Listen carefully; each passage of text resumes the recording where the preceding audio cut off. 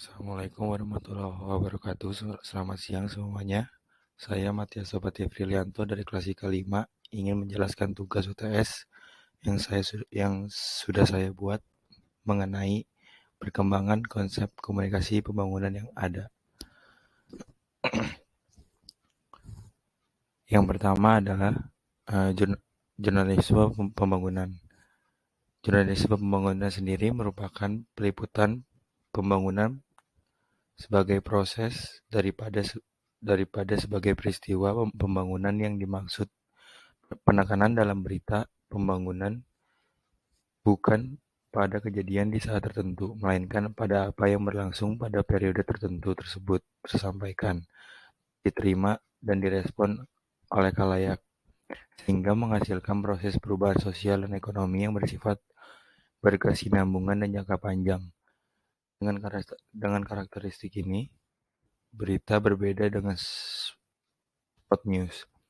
Dalam jurnalisme pembangunan meliput berita harus bersifat kritis dan analitis, mengkaji, mengevaluasi, dan memberikan sesuatu dengan memperhatikan hal-hal sebagai berikut. Pertama, memperhatikan relevansi suatu proyek pembangunan dengan kebutuhan nasional dan terutama kebutuhan lokal. Kedua, memperhatikan perbedaan antara rencana program dan implementasinya. Ketiga, memperhatikan perbedaan antara dampak yang dirasakan masyarakat.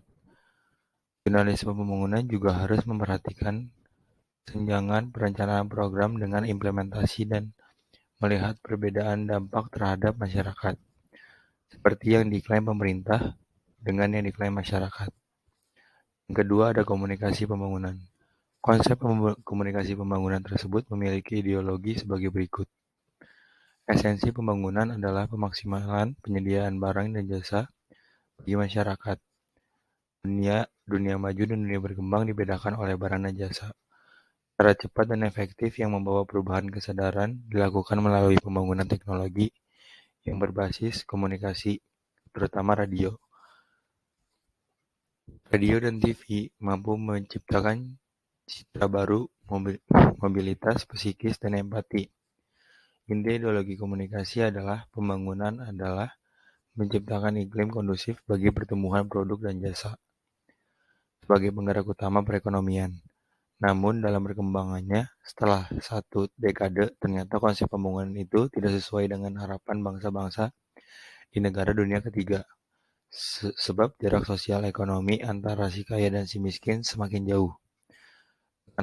Adanya tekanan sosial, kekacauan kehidupan sipil.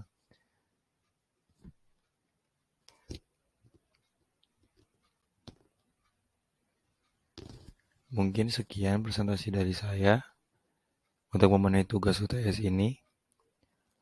Mohon maaf apabila ada kekurangan dan kesalahan teknis. Terima kasih. Wassalamualaikum warahmatullahi wabarakatuh.